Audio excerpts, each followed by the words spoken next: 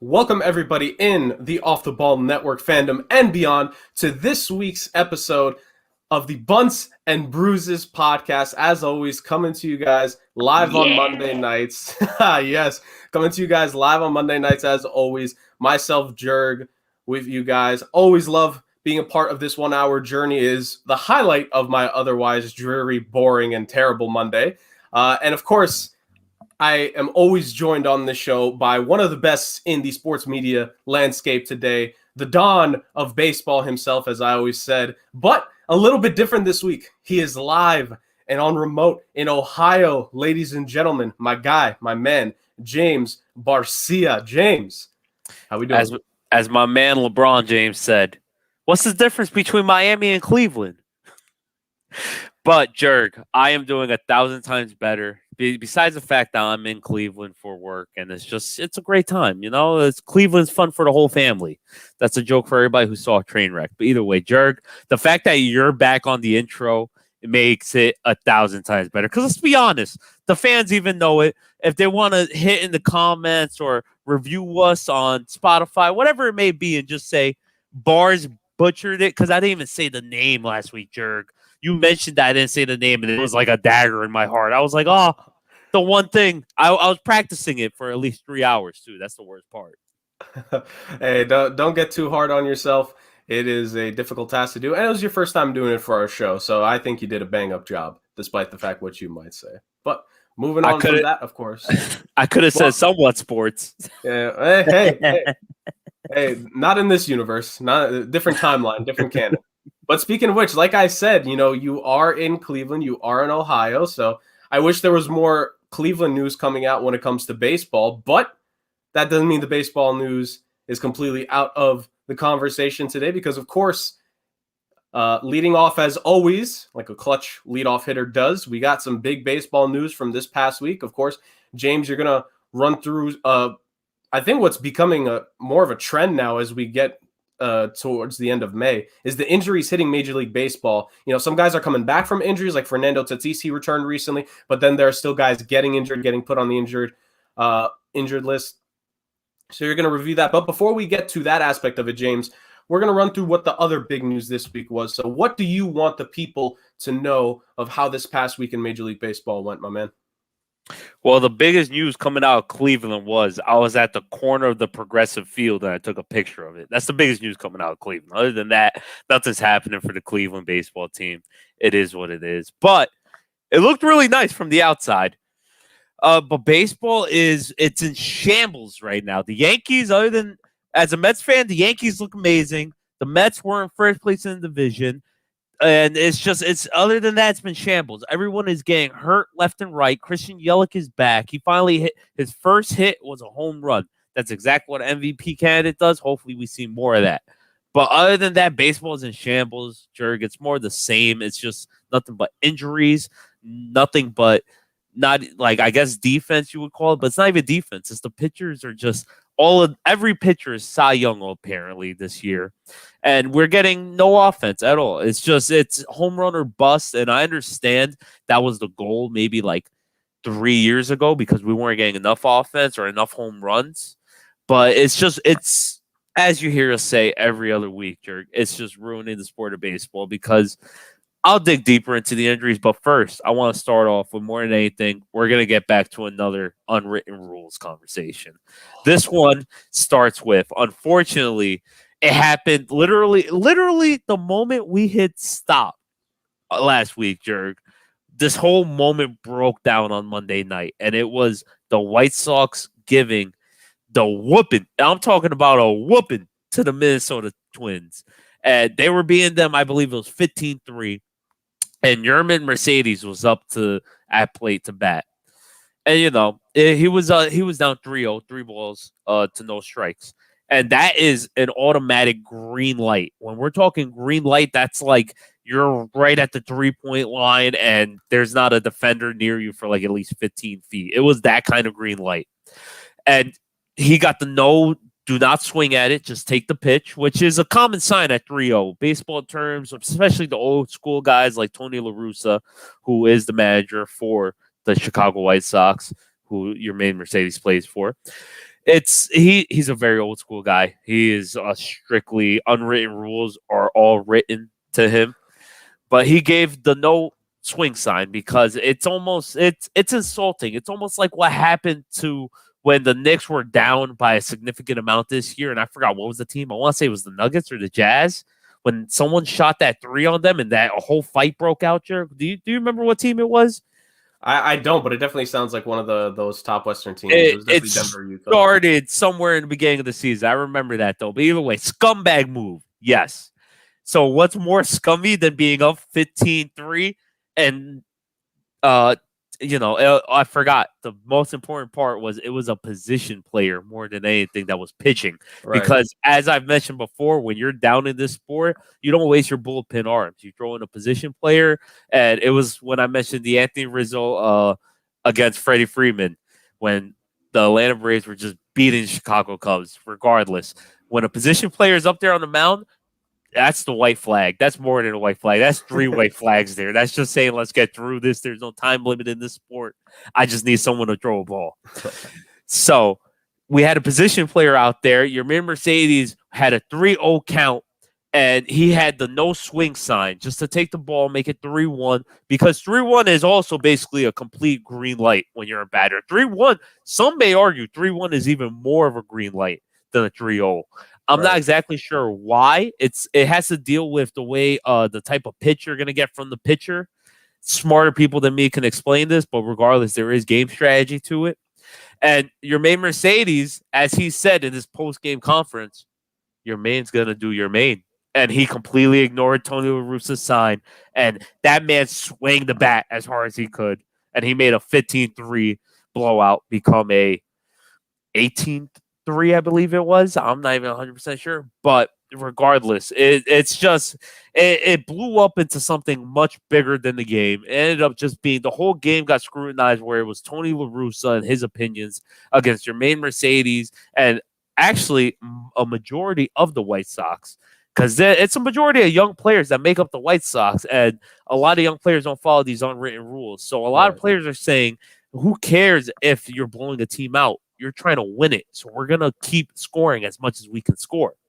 And as an athlete, I got to respect that. I'm not sure about you, Jurg, but I feel the same exact way. No matter what the score is, we saw it in the Super Bowl, one of the most important games of all. The Falcons were down 28-7, and the Patriots came back.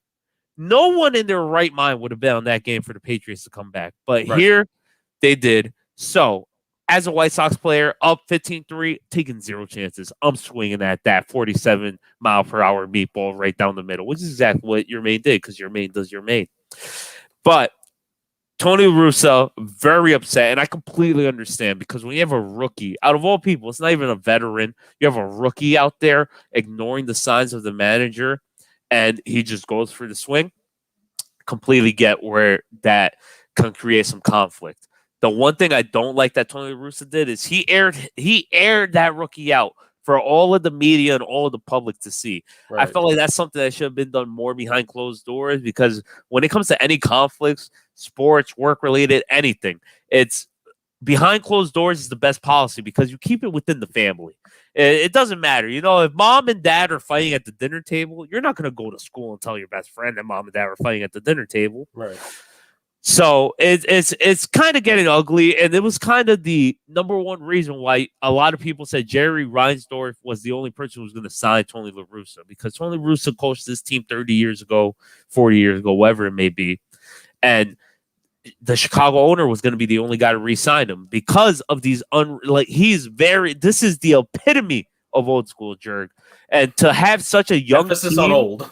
Emphasis on old, because you texted me earlier. This man could keel over at any moment. He could have keeled over when given that sign, and it would have been, what do I do?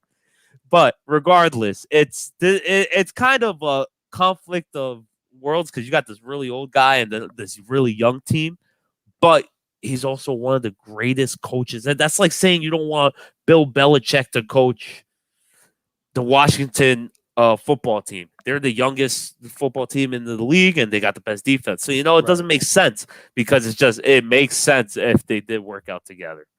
Irregardless, I don't agree with how Tony La Russa aired out the kid. If you really want the rookie to learn from ignoring your sign, you let him get back up to bat. And due to these unwritten rules that we don't like, kid's going to see a 95-mile-per-hour right to the rib, right to the butt, right in the hip, somewhere. He's going to get rocked. So that's why I don't agree with what Tony La Russa did, but I also don't agree with what your main Mercedes did. So it's a little awkward space to be in as a fan. So you take your side. However, I tend to agree more with the manager, because if you start having this conflict, I mean, at the end of the day, though, if these athletes don't get their numbers up, especially in baseball more than anything, as analytical it is, it comes back to arbitration, which is when it comes to contract time. So actually, now that I just convinced myself of that, I got to lean more with the players than Tony La Russa, because honestly, Tony La Russa did do the wrong thing in punishing the kid, but he did the wrong thing in airing it out into the public the way he did it. Yeah, he publicly criticized and chastised him, and ultimately said that he felt bad for the other team, essentially, and that they would talk about it, they would handle it, which is the stupidest possible thing when you reach the peak of competition, which is what the professional sports league are in any sport at those levels. That's what the pro leagues are. The MLB, the NHL, like that is the peak of it. You need to go at your opponents on a nightly basis, and you cannot show even for a single moment publicly that there may be a disagreement, because people such as us and other media entities are going to grab onto that and make it a bigger story than what it may need to be. And do the players in the White Sox dugout overall, do they have an issue with what La Russa did? Probably not. You alluded to it, James. They've been successful this season. If I'm not mistaken, they are currently leading their division and have one of the best records in baseball right now. So clearly something is going right there. But I just despise the fact that Tony La Russa had to go against his guy. And I still I can kind of understand what you're talking about and where you're coming from, that he's a rookie and he went against La Russa. And I just think the thing is that I don't think him being a rookie made the difference. I think it was just the fact that A, he didn't listen, and B, is just one of these things where the kid ignores the sign. He's like, I'm up 3-0 in the count. I'm just going to swing if I see a pitch that I like. Older guys don't like that. They like the whole, okay, try to get ball 4. And you said 3-0, 3-1. Those are hitters counts. Those are green light counts. You just swing, honestly. I've always said it, just swing and see what happens, because who knows what you'll get. And if you get that perfect hit, like you said, add to the stat sheet, add for himself, maybe give him some leverage in arbitration, help him earn more, just all those things. The fact that La Russa, I'm honestly surprised, because you mentioned, discipline, how it could have happened. I'm shocked La Russa didn't go to the Twins dugout and hey, just throw a ball at him. Just toss him, hit him. You could do that. I wouldn't have a problem with it, because you might as well have done that with what you said. And again, I'm not trying to make a big deal out of this, but I just think it was so dumb. It was so stupid. The La Russa hire was questionable from the very beginning, because, like you said, it's a very young team, a very energetic team, new style, new school, new attitude. And you have this, fossil, essentially, from baseball's past to coach him. And look, I understand. I can understand to a point what you're talking about with Belichick, comparing it to Belichick and if he coached Washington. But I think the thing is, Belichick has learned and he has adapted with how the NFL has gone over the years. Now, granted, maybe did he not make that choice in drafting a quarterback this year? Of course, he went for drop back passer. But in terms of other things, like understanding how important a tight end is, understanding how important special teams has been way before anyone else has in the NFL. Belichick understood, learned, and evolved. Can we say La Russa has technically done that? I know we love pointing at winning and championships, and when it comes to coaches and managers, once they have at least a ring or two on their resume, we tend to just assume that they always know what they're doing, and that I don't give that credence to a lot of these guys. You have to be on that Belichick level. And La Russa, I know he's great, but he's not on that level for me to just automatically think that. And again, this isn't an important thing. This is something so small, and I hate that we're talking about it, because what we should be talking about is the fact that the White Sox, for the first time since they won the World Series, it feels like, have a legit team, right? So this is just a needless thing to happen. Again, I don't want to think that this will have any adverse effects in the clubhouse, but it could. Here's the thing: it could, in my mind, James, this could become a snowball effect if the team starts losing. Could you imagine if he had made this comment and they went on a 5-game losing streak? How surly would some of the guys in that clubhouse be if that had been the case? So at the end of the day, I think if you're La Russa, I can understand that maybe if you want your guys to listen to you, like I think they've been doing that. You wouldn't be in this position if they were not to an extent at least. So I don't know. I just think like don't sweat the small stupid stuff. Like we've said this the entire time. The unwritten rules are stupid. They're just stupid. I can't break it down. It's not more complex, and yet it can't be broken down any more simple. They're stupid. So just let your guys play. If you maybe want to instill more discipline and stuff like that, maybe just have a conversation with him. Just do that. I wouldn't have an issue with it. And even if that got leaked, at least it'd be handled internally, right? But the fact that he called his own guy out, let's call it what it is. He called his own guy out to the media after.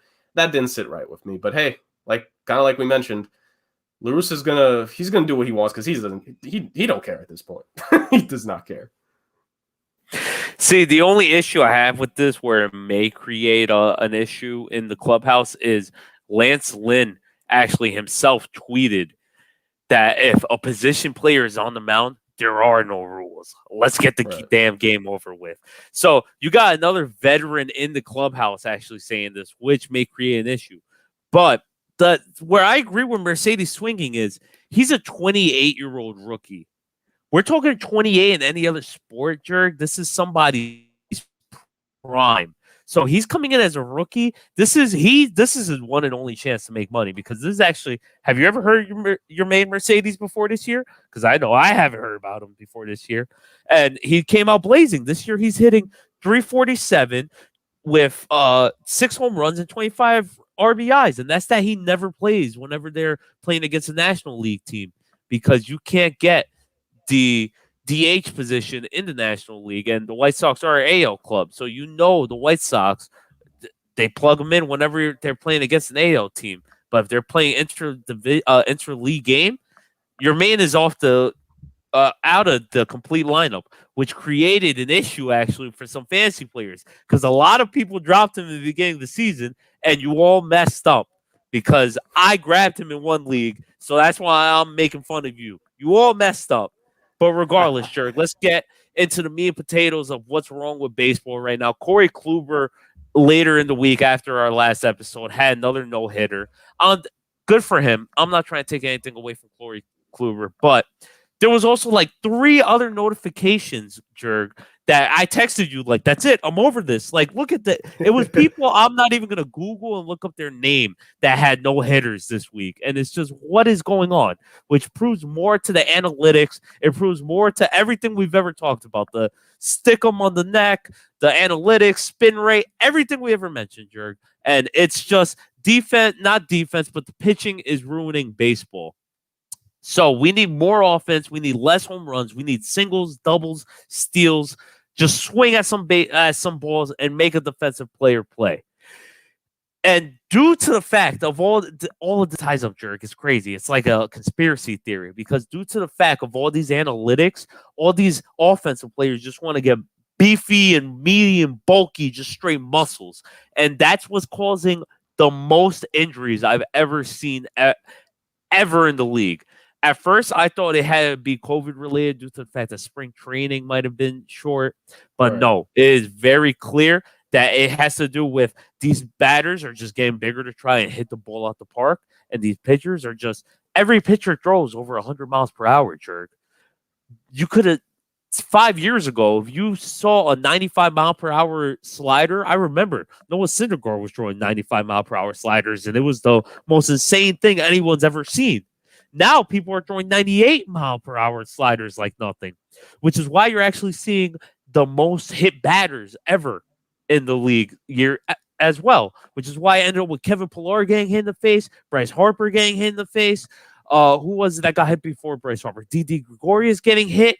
It's the pitchers are throwing the ball so hard, they have zero command. So they can't control whether none of these pitchers are trying to hit these batters. So not only do we have pitchers creating injuries by hitting batters, we have all these bulky, just they have no neck. It's just straight their shoulder to their ear, Jurg. It's the most insane thing I've seen, which is why they're literally all power. And that's the complete opposite of what baseball used to be. Because baseball used to focus on pliability, and you used to have guys who would chug a 6-pack right before a game and then end up having almost a perfect game. And it's the most insane thing. It's backwards, and they need to work on it. They need to do more yoga or something. They just need to stop hitting the weight room, because that's honestly, it's the biggest issue in all of sports aside from football. Because basketball is almost the same thing. As you got guys like Zion who can't even play a full game because he's just weighing so much because he wants to do nothing but yam the ball. I don't know where in the world. I guess it might have been the steroid era, and they just inspired it to the next step. But it's just, I don't know where we went wrong in sports, where being a not average, but like, a in fit person, not bulky, just in shape and healthy athlete was one of the worst things you could do. It just doesn't make sense. It's very interesting. I think we've spoken about this. This is why I love it when we talk about baseball, because we are bringing to light the fact that in baseball now, more than ever, it's evolving right in front of our eyes. And I think a lot of people are ignoring that, James. Like we've mentioned it a few times here, the evolution, and not just the trend of the home runs the last few years. Like part of that is slowly, when you look at other levels, teams are relying on the long ball. So funny enough, I'm not going to go too deep into this, but actually just a couple weeks ago, I actually commentated a college baseball game at the Division II level. And the final score of that game, it was like I think 15-14 or 14-13, one or the other, right? And the team that lost, most of their offense, like I think of the 13-14 runs they brought in, almost most of it was off of 5 home runs, right? Like it's all about the long ball now, even at the collegiate level. And when you consider that, now you look at what happens in the professional ranks. When you think of teams that have done well in recent regular seasons, but then have flamed out, the Yankees and the Twins, those are teams that rely on the home run ball heavy. Like the Twins are not that great this season because they haven't been hitting homers throughout the lineup. The Yankees struggled at the start of this season because they're not connecting on enough home runs. Like they have guys with bad batting averages, but a bad batting average looks a lot better when that home run number's up. But when that number is down and you still can't hit over 250 for your life, that just it puts a microscope on who you really are and how your game has really been doing. So I think the combination of that, like you said, it's all go big or go home, literally. And a lot of these guys are not going home in terms of homers. They're going home in terms of back to the dugout because they're getting struck out. Because like you said, again, this is another evolution that has changed the math on all this. You were talking about guys are throwing 100 now more than ever. Some of these guys are coming out the bullpen. Like James, even 10 years ago, you maybe at best had one guy out of the bullpen who could throw 95 plus. Now it feels like every team, you got to have at least 3, right? And there's got to be someone in the minors where it's like, if you want to rest your guys, you bring a guy up. He's got to be able to at least throw a good 91, 92, something like that. Like the differences in the game have caused this. And we had this conversation a few weeks ago, is the no-hitter being devalued? And I think we both said, like, we don't think so because it's still impressive, such and such. But man, it's getting really hard to stay on that side. It's really getting hard to be on that. And I never thought I would, change my thought process even for a second. But some of these no-hitters, I don't even remember half of them this season. I don't. At all due respect, because it's not big names doing it. Like Kluber was good at one point, but he hasn't been the same pitcher for the last 1 or 2 seasons. Earlier this year, didn't we have just a no-hitter 2 weeks ago? We had a no-hitter about 2 weeks ago or so from a Baltimore player. An Orioles 5 days ago, maybe. Yeah, James, an Orioles player threw a no-hitter. That's how down bad everything is, that an Orioles player actually had that much success this season. Probably going to be the highlight of the season for them, if we're being honest. So at the end of the day, baseball has to, I feel like we've been saying that a lot, especially for both our sports recently, but baseball needs to just figure out a way to change this because, like you said, home runs are nice, right? They are eye-catching. They're nice for social media, which it's weird to say that because baseball social media, the MLB kind of struggles here and there with it. So just all in all, I hate to say this, but the no-hitter, it kind of feels like it's boring now. I hate to say it, but it kind of feels like it's boring. I mean, how could it not be boring, Jurg? It's popping up so many times. It took off the complete shine of it when it's popping up so many times. It went from a diamond to cubic zirconia, like you want to say for like our second episode ever, Jurg. Zirconium. Zirconium. You knew exactly where I was going for. But regardless, it took off the shine of it. Like, it has zero value now due to the fact that nobody's are having no hitters. And it's the craziest thing is 2 years ago, the league juiced the ball where there was too many home runs. Right. So maybe they loosened up the knitting inside the ball or something where now it's just nothing but strikeouts. But they need to find that perfect middle, and they need to, like we said for the last 8 episodes, Jurg, they need to get rid of the shift. But I'm not going to keep talking our fans' ears off about this. Right. Jurg, some more important stuff happened this week, especially this weekend. Not only was it NBA playoffs, which everybody else on our network covers, but let's do that hockey, Jurg. Oh, absolutely, James. Absolutely. And like our guest from last week, Kenneth, is making note of, can someone tell the Leafs and the Canadiens to start scoring some goals? I hope this somehow reaches, I'm convinced, James, that there's a professional athlete somewhere that listens to our podcast. They don't need to admit it. We know you listen, and we appreciate the listen. Delusions aside, the NHL playoffs really, it started before the NBA playoffs, is kept going. And round 1 is progressing quite a bit quicker than most realized, myself included, as we already have 2 series wrapped up and in the books for the first round of the NHL so far. So, James, we are actually, because he mentioned it, we're going to start with the North Division. Right now, the Montreal Canadiens and the Toronto Maple Leafs are in Game 3 of the series. The series is tied 1-1 at the moment. And like me and Kenneth noted last week, James, and I think you kind of picked up on this from all the conversation we had about it. I think for the casual fans out there that listen to us, what I hope came out last week was the fact that goalie is very important in hockey, right? And Carey Price has made the world of a difference for Montreal in this series.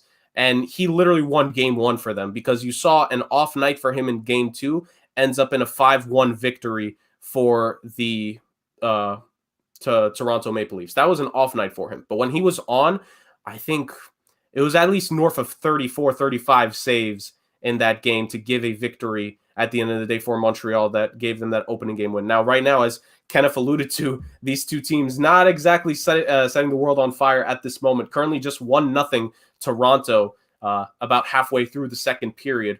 Funny enough, there's every single game at the moment as we are recording this is just a 1-goal difference right now. So, hey, exciting playoff games, that you guys should definitely watch after this.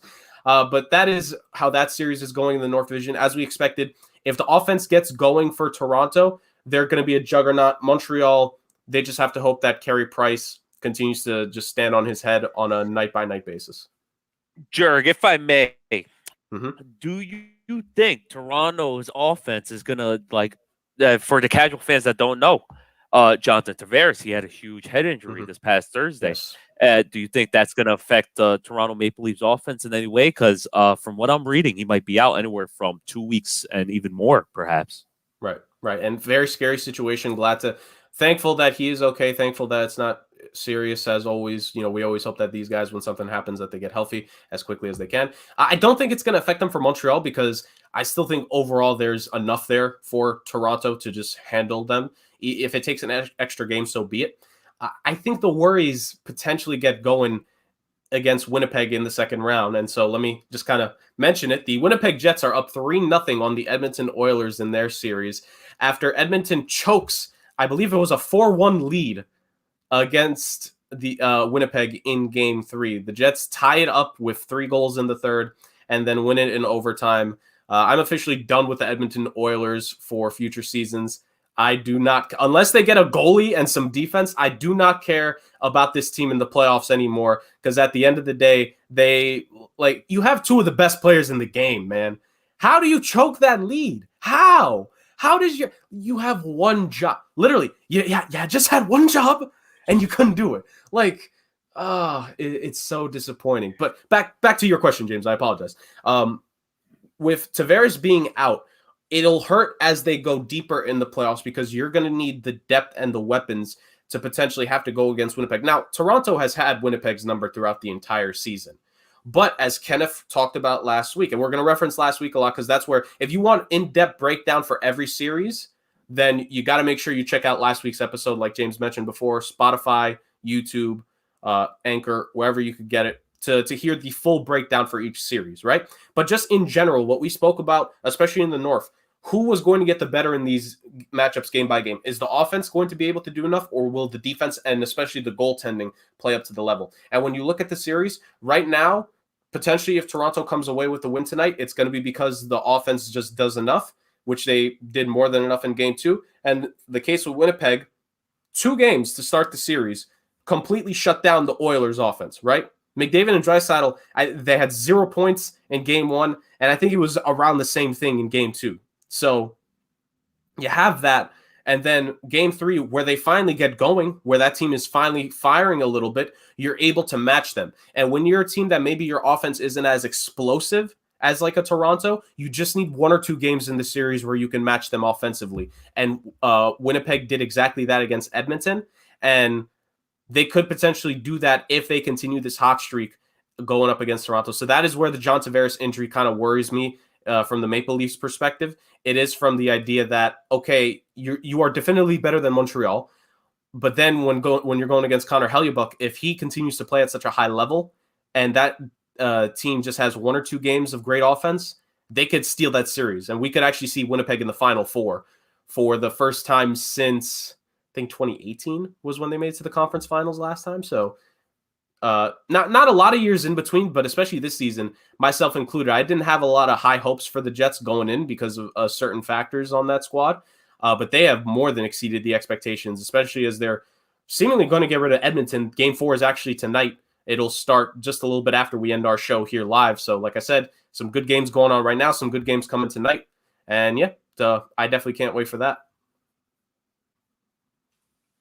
For sure, Jurg. And we got to talk about it. We got to talk about my Las Vegas Golden Knights.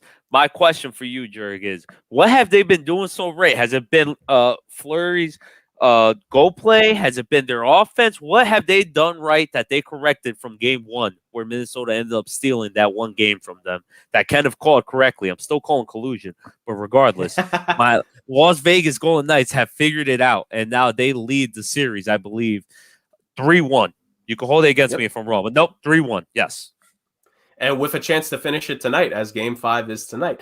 So the thing with Vegas, it's kind of a little bit of both, but if I have to give credence to one over the other, it has to be the offense. So a 3-1 win in game 2 after that heartbreaking game 1 loss, and then they hang 5 goals on Minnesota in game 3, and then 4 more goals in an absolute 4-0 shutout in game 4. Or again, the reason why I say it's a little bit of both, because in that game 4 shutout, Marc-Andre Fleury, 35 saves, right? So I can't completely discount the job that he has done in that. He has been absolutely phenomenal throughout the entirety of the first 4 games. Again, if he just gets an extra 1 goal, because that game went to overtime, if he just gets 1 goal in regulation, Vegas would already be done. They actually would have been the first series to end, right? All it needed was just 1 more goal for that to happen. So Fleury has been on an absolute different level. He is definitely, if you want to point to a reason why they're up, it's mainly him. But when you want to talk about the reason why they've rebounded, now that's a different argument. When you talk about why they've rebounded, it's because the offense has finally gotten everything together and I alluded to this because of why they got eliminated last year. Vegas can overpower you, right? They have a chance to overpower you, and they have great offensive talent. They just need to get everything going. Like this Vegas team, I don't want to call it unearned confidence because they are a good team, but last season you kind of got the feeling in the conference finals that they felt that it was their right to make it back to the Stanley Cup finals. And they learned very quickly, you don't just get that right. It's not a given thing. You have to earn it. And I think they took their lumps last season. The internet was very critical. Hockey social media was very critical of them dating back to that conference finals loss to Dallas last season. I think these guys, this will be more so tested in the later rounds, especially in round 2, where if Vegas wraps it up tonight. So let's just go to the other series. The Colorado Avalanche swept the St. Louis Blues in the first round. Colorado was absolutely dynamic in round 1. The lowest goals they scored in a game was 4 in game 1, so they only got better. They had 12 power play attempts in the series against St. Louis, and they scored 6 times. So right now their power play is at a 50% clip, which means when they get the man advantage, it's 50-50 on if they're going to score or not at this point. Now, will that stay throughout the entirety of the playoffs? I doubt it, but they're so talented, like they may be able to keep it up for like another few games or so. And if you're Vegas with this hot streak on offense, you need to have that going into the series against Colorado, because as I've spoken about, James, you can, in any other year, this could have been the Western Conference Finals, and we're going to get it in round 2 for with Vegas and the Avs. And my thing with this one is you have Marc-Andre Fleury, who's playing great. You have Philipp Grubauer, who came in a little bit dinged up in the playoffs, but still played well enough, did enough. I think he only had one game where he allowed 2 goals or more, if I'm not mistaken. Fact check me if I'm wrong, I'm wrong. But from memory, I think he only had the one game with 2 goals or more allowed in that series. He's been doing it absolutely phenomenal. And now this rest before round 2 begins is only going to help him, because now you're going to get 2 of the best goalies from the season going at it. And the ultimate difference maker is going to be which offense can solve the other team's goalie more. So if you're Vegas, the thing that you want to see happen is happening. You're scoring against Minnesota, you're overpowering them, and you need to continue that. Out of everything, you need to continue that, because you can rely on Fleury to hold Colorado to 2. But now your offense needs to solve that defense, that blue line, and Philipp Grubauer. And if you can do that, there's a chance that Vegas, I mentioned Winnipeg returning to the Final Four, there's a chance that Vegas can return to the Final Four. And it would be the 3rd time in their first 4 seasons as an organization that they would make it to the Final Four to finish off a playoffs. I say Final Four technically because it's not the conference finals this season. But, Stanley Cup final appearance year 1, conference finals appearance in year 3. They have a chance to do that again this season and maybe go for it all. But again, how are they going to do that? Support Marc-Andre Fleury. It's as simple as that. Just because I know all the fans are wondering, I did fact check you, Jurg, and you were 100% correct. It was 2 goals. He kept them 2. And it's just let's go Knights. See, Jurg, I knew I made the right decision when I was just looking at the Devils, and I was just like, listen, guys, you got something going here. It's just it's not all together. I'm gonna make the move over here to Vegas. They know what they're doing. So it's looking like it's paying off. Hopefully tonight it pays off, and I see them move on to round 2. But we need to talk about, real quick, Game 3. We already mentioned these teams. It just ended up tied right now in the second quarter. Maple Leafs Canadiens are tied up at 1-1. Maple Leafs had the lead. Now it's a tied game. But we need to talk about the other game going on right now, and that is the Tampa Bay Lightning and the Florida Panthers. Tampa Bay is up right now 3-1. They're currently up in the first period 1-0. Is there anything the Panthers could do to try and pull this game off, Jurg, or it's basically they're already planning on going to Pebble Beach right now and working on their golf swing? Cancun on 3, 1, 2, 3, Cancun. Cancun, the Florida Panthers. Man, just you need to solve Andrei Vasilevsky if you're this team, and they can do it, and they've proven that they're able to do it. But man, Tampa Bay has just been on a different level this season, and the good old tactic of try to hurt the other team at the end of a game, because the Panthers, I'm going to say this straight up, they pulled some wuss stuff at the end of Game 4. It was where they lost that game. They got absolutely the doors blown off of them, and then they take shots. Hedman and Kucherov both had to leave in the 3rd period. Both of them are playing right now in this game. Neither have contributed a point at this juncture of this game, but the 2 of them have obviously done their job. Kucherov, I think, 9 or 10 points in the first 4 games of this series. He has been absolutely unreal. And again, as we alluded to last week, there's a reason why people are complaining that he's allowed back in the playoffs, because you see what he can do, how he can just destroy your team. And you mentioned what Florida can do. Unless they become faster, like right now for the rest of the series, they're not going to be able to beat Tampa Bay, because Tampa Bay is just miles ahead of them in terms of pure offensive skill and talent, miles ahead of them in speed, and as we have seen, miles ahead of them in net, because Game 1, Sergei Bobrovsky let it go. Game 2, they went to Drieger, their backup, and the Tampa was able to beat him. They scored 3 goals on him on his birthday. Poor guy. And then Game 3, they went back to Bobrovsky, and I think it was 3 goals on the first 6 or 7 shots he faced or something like that. Like, it's just been not good for Florida. To note, actually, they're actually starting the rookie goalie Spencer Knight here in Game 5.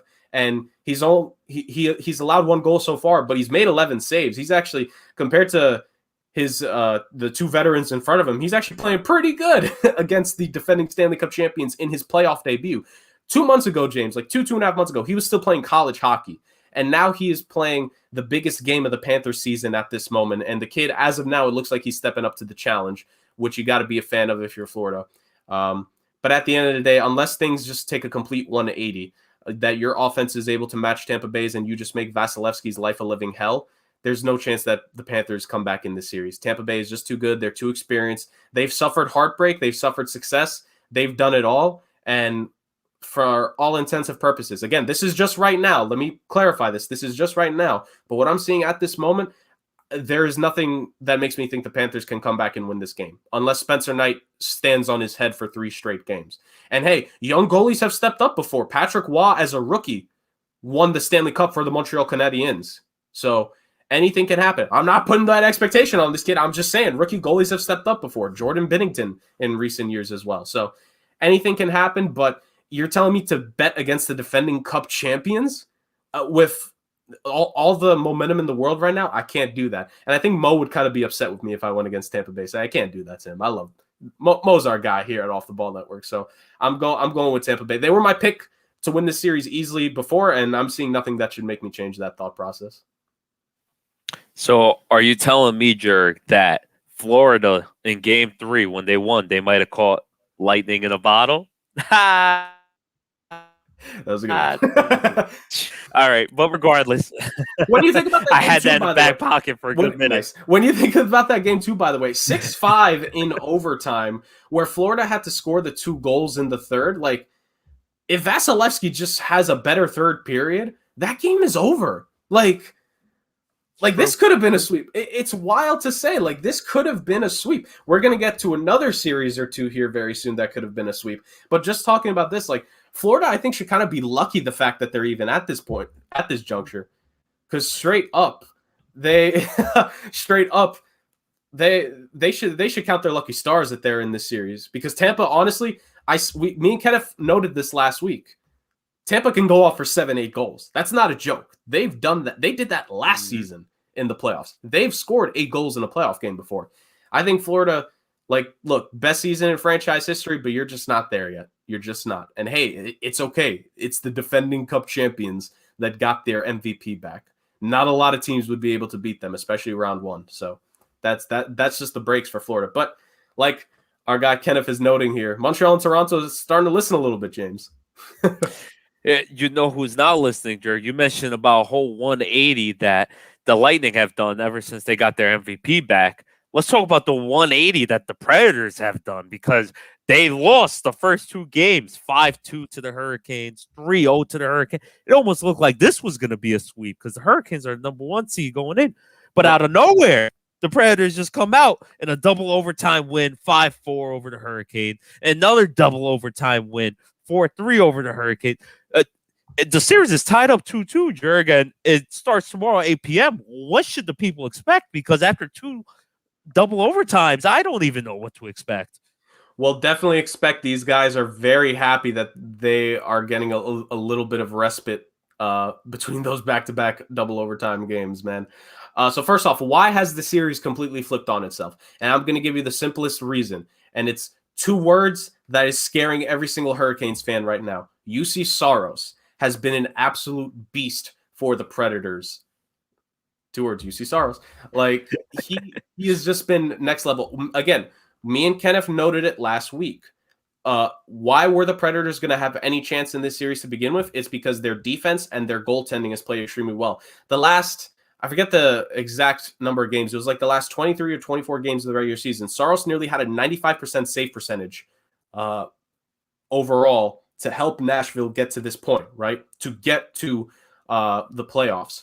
And now in back-to-back games, we look at Game 3 where Alex Nedeljkovic for the Hurricanes, he played really well. We were actually mentioning Carolina's goalie situation. Nedeljkovic has done really well for the team. 49 saves in Game 3 and 39 saves in Game 4. Honestly, that should have been enough. And that in and of itself you think is impressive.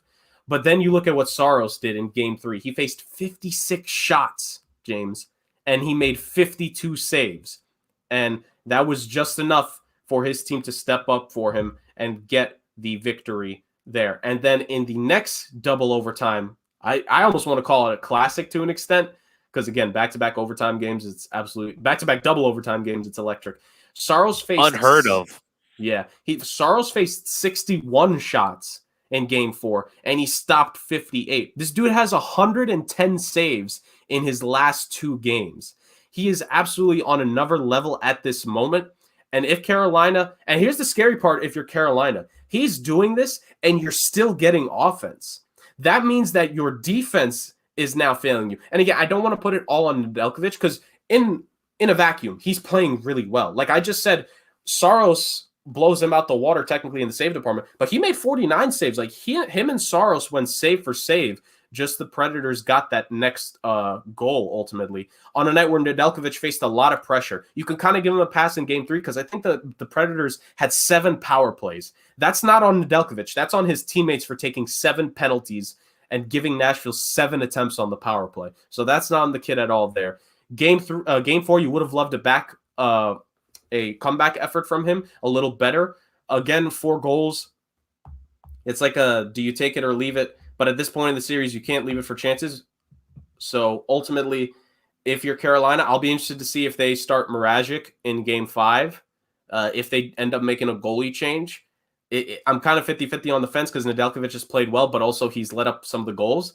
But at the same time, his team didn't do him favors in Game 3. It's also complicated. But what can you expect is the brick wall called UC Saros to continue to try to play the best he can. Because, man, if these are shades... this is shades, of when the Predators made it to the Stanley Cup Finals years back. I think it was 2017, if I'm not mistaken, where Pekka Rinne, their now backup, he was their starter in that run. He was the starter for a long time in Nashville. He was a brick wall that year. So it's all going to be about, can Carolina solve him? Can Carolina solve Saros? Because if they do, they'll be able to put more pressure on them, and maybe the offense won't be as free-flowing, which their Predators' offense does deserve some credit. Again, 5 goals, then 4 goals. That's impressive.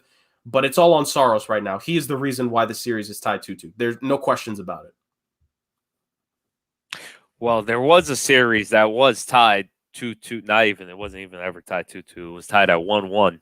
And then after that, Boston just ran away with it. Before we jump into we're in the East Coast now, the East Division. Before we jump into the last game, let's talk about the series that just ended recently, and that's with Boston winning, taking the series 4-1 over the Capitals. My first question for you, hockey guru, hockey wizard, is where do the Capitals go from here? Because from what I've gotten throughout all our episodes is they're one of those teams who it was championship or bust, because they're not on the young side of things. So where do the Capitals go from here, Jurg? This will be one of the most interesting off seasons in Capitals history in quite some time. For one, Alexander Ovechkin's contract is up with the team, a contract he signed way back in the day. I think it was like a 12-year, $108 million deal or something like that. Maybe the numbers are a little bit off, but it was something in that ballpark that he signed way back when with the Washington Capitals. They don't have hockey contracts like that anymore. I kind of wish they did, but at the same time, I don't. But yeah, so where do they go? So number 1 goal is to re-sign Ovechkin, right? Now, I think the number 2, it's kind of tied. What are they going to do with Evgeny Kuznetsov, and what are they going to do about the goalie situation, right? Yep, 13 years, $124 million for Ovi, actually. Thank you, James. I appreciate that. You were supposed to keep it incognito, Jurg. I was trying to make you look like, it just came to me. hey, I am willing. I'm willing to admit my faults, unlike Tom Wilson in the Washington Capitals.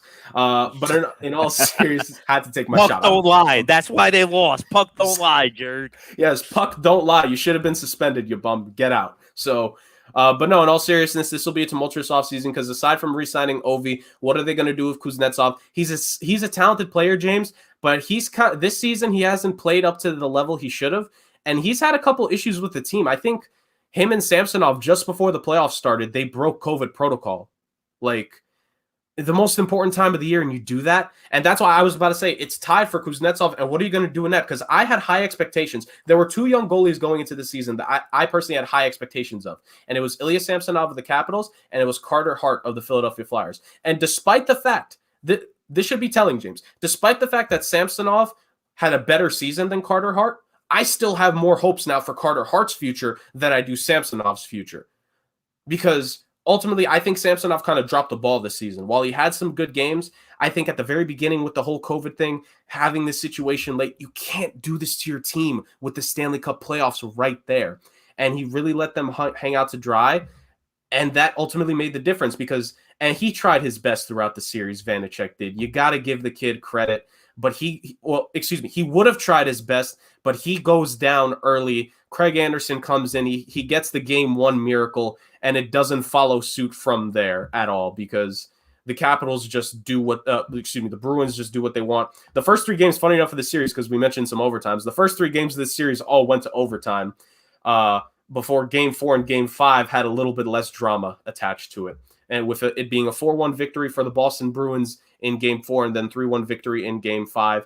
And ultimately, at the end of the day, that's why we talk about in net. And Samsonov, while he returned and while he did his best, the Boston defense just completely overmatched and overpowered. Rask only faced 20 shots in that Game 4 victory. And I think in Game 5, it was a few more shots, if I'm not mistaken. Well, way more shots, actually. He faced 41 shots, but that was the game where Rask showed up, right? Like, that was the game where they needed him to step up, and he did. And then when you look at the other side of things for Washington, Samsonov, he just didn't have that game. He only faced 19 shots and allowed 3 goals. So him not being able to step up, the Capitals not getting anything in net, and the Bruins were a lot more aggressive. Like, as you saw that series go, like, Ovechkin, I forget which game it was, James. I think I sent you the highlight. In Game 3 or Game 4, he kind of like took back-to-back like checks from some Bruins players where I think it was Marchand and DeBrusque that like just hit him on back-to-back within the span of just a couple of seconds. And that kind of told the story after Game 1, where despite the fact that the Capitals can get physical, they just did not match up to Boston, who, funny enough, I've mentioned this before, Boston can out-physical you if they see that opportunity. And if they do, they're kind of like your Golden Knights, James, where they can out-physical you, they can overpower you, and offensively, they have the punches now because Pasternak is great. Marchand's been good for however many years now. You have the steadiness and great two-way play of Patrice Bergeron. Charlie McAvoy is a good offensively based defenseman from the blue line. And Taylor Hall has been great since the trade deadline. Did he maybe have the series you expected early on? No, he definitely looked a lot better. Maybe it didn't show up in the stat sheet, but it was more comfortable for him as the series went on. And I think for Boston, the fact that you got Washington out the way, and as of this moment, the final series we're going to talk about looks like it could go to 7. This is prime opportunity here for the Boston Bruins to get some rest and be ready for the next round where they could find themselves in the Final 4. And at one point where it seemed like they were going to be a first-round exit, they've completely turned things around, and you got to give them all the credit. 100%. And speaking of the last game we're going to talk about, you led us right into it, Jurg. The third period literally just started exactly 26 seconds ago. The Penguins are up 2-1 to the New York Islanders. What can the Islanders do, Jurg, to try and win this game? Because it's always good to have a New York team in the playoffs, as deep as they go. You can ask any Knicks fan in our OTBN group chat, and they will tell you about how great it is to have a New York team in the playoffs. So what can the Islanders do right now? As we're looking right now, they got only 1 scored goal, and the Penguins got the 2. They got plenty of assists here. I tried breaking down this box score, Jurg, but I'm not even going to try anymore. It's way too many zeros and ones here. Regardless, you got Josh Bailey here with the only assist, and Anthony B with the only goal for the Islanders. I was really wondering if you were going to take a stab at that name. I got you, Jurg. Really? Ready? Anthony Beauvillier. You're very close. Beauvillier. I was close. Either way, he's the goal scorer here. Can he score another goal to get our New York Islanders up and into the second round? It's the second of the series. Well, with this series being tied 2-2, like I said, this one could go to 7. I think ultimately at the end of the day, if you're the Islanders, just help, because it's Ilya Sorokin who has been getting the starts in this series. He's a rookie, and he has played extremely well facing up against the Pittsburgh Penguins. He deserves all the credit in the world. Just help this kid out defensively. Like you were talking about the 2-1 lead for the Pens right now. This is the more worrying part for me. Jari of the Pittsburgh Penguins, their goalie, has only faced 14 shots to this moment. Unless it gets updated for me at this point, Sorokin has faced 34 shots, right? That huge shot discrepancy needs to be righted by the Islanders for the rest of this series. Like, you can't have him constantly facing these a 20-shot disadvantage for Sorokin. Because at some point, here's the thing. We've spoken about teams doing well. The Pittsburgh Penguins are going to have that game offensively where they just absolutely go off. Like, they only had one game this series where they scored 4 goals or more, right? Now, in game 1, they put up the 3 goals, but the Islanders got the victory going to overtime. But game 3, the Penguins put up 5. And while the Islanders put up 4, that was just a classic example of the Islanders. They're not going to beat you on a game-by-game basis with offense. They're going to do it defensively. They're going to grind you down, wear you down, and ultimately, at the end of the day, they're going to have that one game where they put up offense. What happens in that game? And for the Penguins, that was big that they got that game. And the Islanders cannot keep doing this where they alternate in between playing like a great team and then playing like an average team. This is what happened at the last month or so of the regular season. That's why I was very down on them going into the playoffs, because I expected this to happen.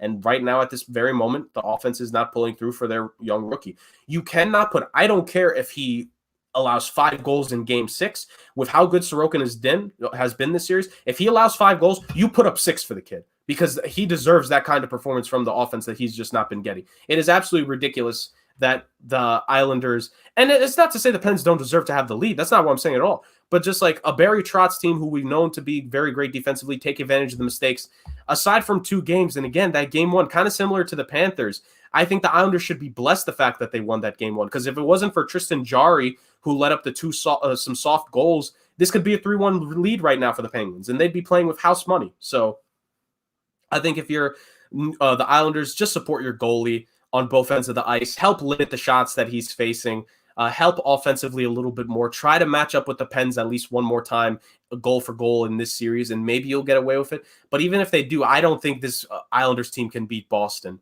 With how the Bruins have been looking, I have zero faith at this current juncture in time that the Islanders could beat the Bruins in round 2. I really don't see it happening.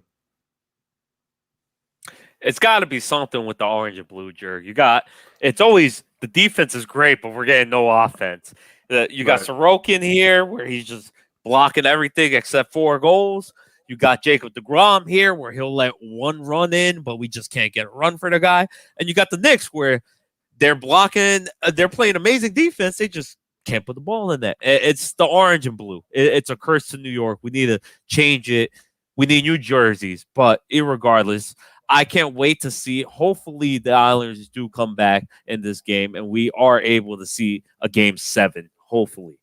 But up until then, Jurg, I think that's about it for we got playoffs. That's it for baseball. What else do we got to tell the people today, Jurg? We returned this week after a 1-week hiatus. Yes. A Ohio-themed week of our How to Be a Fanatic segment, ladies and gentlemen. Don't worry, we missed doing this last week too. We're glad to bring it back, and we're going to bring it to you straight away. No time wasted. We just finished talking about the playoffs. Well, let me continue with some hockey talk here, as I'm going to go over the one, the only, the Columbus Blue Jackets, James. So 5 reasons why people should be a fan of the Columbus Blue Jackets. Number 1, right now, current consistency for the organization. While they missed the playoffs this year, ultimately, 5 of the last 7 seasons, they have made the postseason, including for the first time in franchise history, winning their first ever postseason series back in 2019, where they defeated the President's Trophy winning Tampa Bay Lightning in a sweep. That was the series that made a lot of people think the Tampa Bay Lightning were going to do something and blow it up. Yes, the Columbus Blue Jackets could kind of be responsible for the Tampa Bay Lightning finally having a fire under them last season and winning the cup. So there you go, Columbus. You may not have won the cup, but you helped someone else inadvertently, kind of. Number 2, going back to reasons why it's for the Blue Jackets. This is a team full of hard workers and overachievers. The Columbus Blue Jackets in the last 6, 7, 8 years, they haven't had a lot of high caliber draft picks, right? Especially when you make the playoffs as constantly as they have. You're not going to get those, 3rd overall, 5th overall, 4th overall, 7th overall type picks, right? You're going to get, 17, 18, 19. And then the same goes with your other, your 2nd and your 3rd rounders, more middle. They have a lot of very strong, talented players on this team. I think of wingers such as Oliver Bjorkstrand and Cam Atkinson, who would become good goal scorers for them. I think of Jenner, who became a really good player on this team in recent years. I think defensively, Rowinski for them on the blue line has become such a good player. Even though they actually acquired this guy in a trade, they easily won the trade with getting this kid. Seth Jones on the blue line has been absolutely great for them. Like, this is just overall a organization with some good pieces on the team that have guys that they take nothing for granted. This is that kind of hardworking blue-collar team that we talk about, James, in certain organizations. And this is that organization. If you're looking for that blue-collar team where these guys come to play every single night and put in their best effort, that is the Columbus Blue Jackets. And so speaking of that, from number 2 to number 3, organizational stability. I think for a team like the Blue Jackets, while they haven't had a lot of playoff success, one thing you have to give them credit in the world for is the fact that, relatively speaking, for the last half decade or so, it has been consistent in terms of how the organization has done with leadership. And I think, James, we've kind of alluded to with other teams, you need to have those good, strong organizations that stay consistent. Now, admittedly, they did release their coach a couple weeks back in John Tortorella, but I that's not a sign that they're bad. That's a sign that perhaps it's time for a change for the team and for the organization, right? But even with the releasing of John Tortorella, you still have a guy who's become a pretty good GM in the eyes of many, Jarmo Kekalainen. He's held that job since February of 2013, James. We're slowly approaching a decade for him running that team. For a guy, if you're able to keep your job for that long, that means you have to be doing something right. And I think for this upcoming draft that he's going to have, he gets 3 first-round picks to play around with, James. He's going to get a chance to bolster the stocks in terms of prospects. I think if you're the Blue Jackets, you can think whatever you want, but in recent years, with some of the trades that he has made, with helping them, he made the trades necessary to get them their first ever playoff series victory in franchise history. You know, this Blue Jackets team has some potential here. Now, speaking of potential, one of the reasons that they ultimately had to get rid of John Tortorella was for the young players. There are some very talented young players on this team that I think could be really good for the Jackets going forward. Like I mentioned, there's Seth Jones and Rulewinski when it comes to the blue line for this squad. But then you have to take a look at things, right? And it's the forward core that I'm really interested in. You have Patrick Laine and Max Domi, who are 2 young wingers.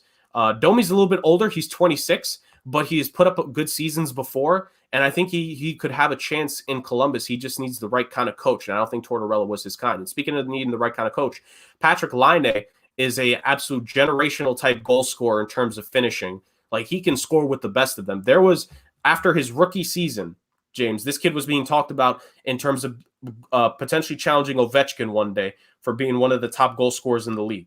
You don't just lose that talent overnight, right? He still has that ability. He still has that potential. He just needs to something needs to click for him. It didn't end well in Winnipeg. I think in Columbus with a different coach, if they find that guy, James, if they find that guy to get the best out of him, they're going to do well. And they also have a couple good 21-year-olds on this team with guys like Alexander Texier and Emil Bemstrom, who, you know, again, these 2 kids, 21 and both are 21.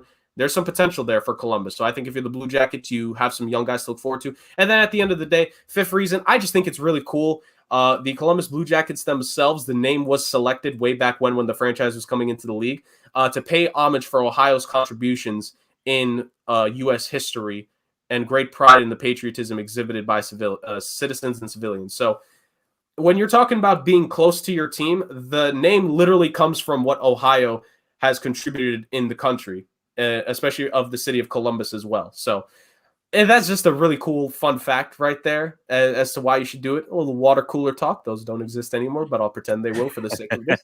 But yeah, those are some reasons why you should be a Blue Jackets fan right there. Really a working class kind of team, man. And we're working class guys, James. We could respect it. We could understand it. Cleveland, Ohio. I'm in Cleveland, but Ohio is a blue-collar state. You just feel it, you know. Exactly. I landed here. I was wearing my North Face. I don't know where it changed to a Carhartt like that. I don't know what happened the moment I came. But I'm going to give you guys 5 reasons to be a fanatic for the Cleveland baseball team. I told Jurg like last week when we made this list, there is that. I'm trying my best here, guys. I'm sorry. I personally wouldn't recommend this team, but we got a segment, so let's do it. Number 1 reason is Jose Ramirez. He is the only good player. To say he's the one only good player is an exaggeration, but he is the best everyday player that the Cleveland Indians have. He is one of the best third basemen in the league. He actually was finished second in MVP voting last year. This year, he's not batting too high. He's batting 259, 12 home runs, 26 RBIs, but he's always been kind of a slow starter. So I expect those numbers to go way up right after the All-Star break. The number 2 reason is I feel like it's almost every single bad team I've mentioned for you guys to be a fanatic. I'm going to name one everyday player who's just a star. So I got to name one everyday player who's also a star. Not everyday player, pitcher who's a star, and that's Mr. Shane Bieber.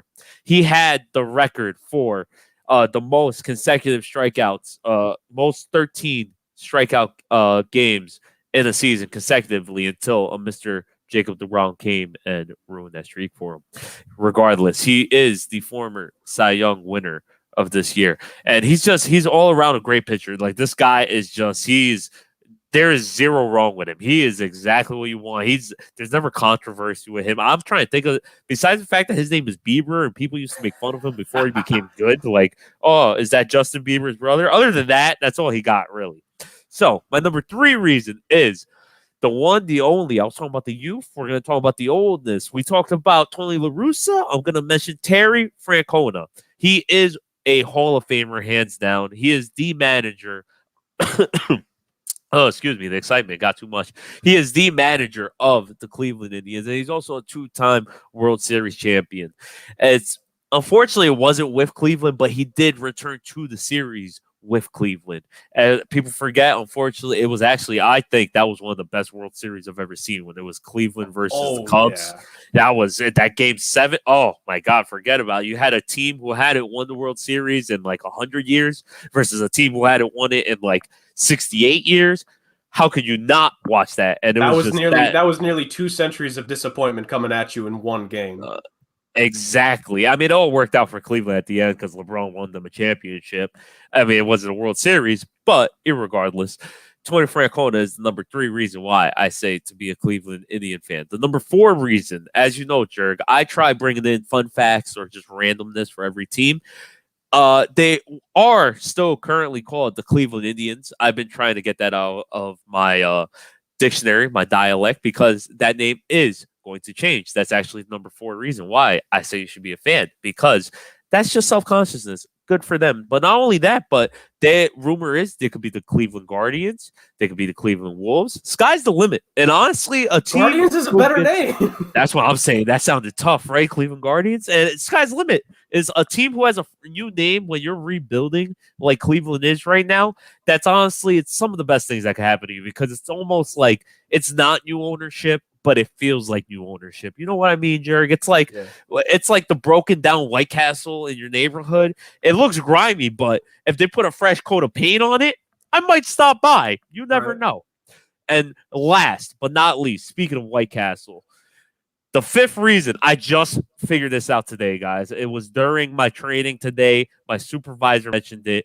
It was amazing. It is the craziest fact. I might move to Cleveland because of this fact. I last week mentioned how Detroit, if it wasn't last week, it was 2 weeks ago, how Detroit has $6 beers.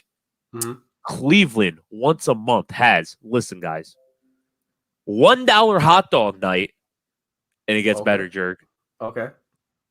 $2 beers as well. And they opened the stadium on the same night. On the same night. And they opened the stadium 2 hours early. So you go there, you dog up, you beer up, you act like your best Leonardo DiCaprio you can, and you go, I'm not leaving. And that is why you should be a Cleveland fanatic. I'm booking a flight right now, James. We're going to watch a Cleveland Indians game. I'm here all week, Jurg. Please come visit. But hey, 5 reasons right there why you should be a fan of those 2 teams. And hey, you know, even if it's not your cup of tea, maybe if one of your friends is, that's a little bit of insight why they're fans of either the Blue Jackets or the Cleveland baseball team. And ultimately, like we said, every single week on How to Be with our How to Be a Fanatic segment, we are here to tell you why you should be a fan of these teams and educate you on what just makes these teams as special and unique as they are, just like our podcast. But speaking of how special we are, sadly, it all has to come to an end for this week. Another Monday night in the books, but as always, another successful Monday night here with my guy, James. James, help take us home, my man. Help. Let's put a bow on this. You guys already know the deal. Please, please, please. I got to keep begging. I'm going to have to start spam mail chain, text chain, whatever it is. I'm going to be like, if you don't send this to 10 of your friends, I wish you the worst luck for the next 20 years or something. I don't know what I got to do, Jurg, but I need all of you, please follow us, subscribe on YouTube, write a review, write a comment, just listen for 40 seconds for all I care. Just please. And you know what? If we're not doing something right, guys, let us know. We take the tough love. We want to do better for you guys. So please follow me on Bars Talks on Twitter. Follow Jurg. Actually, follow me on Instagram as well, Jurg. You nagged me enough. I did it. I did it for the people. I remade it. There is no pictures. I will post a picture. But regardless, follow me at Bars Talks, Twitter, Instagram. Follow my man, Jurg K40. Follow us, Bunts and Bruises podcast. Other than that, guys, have a great week. We'll see you next week.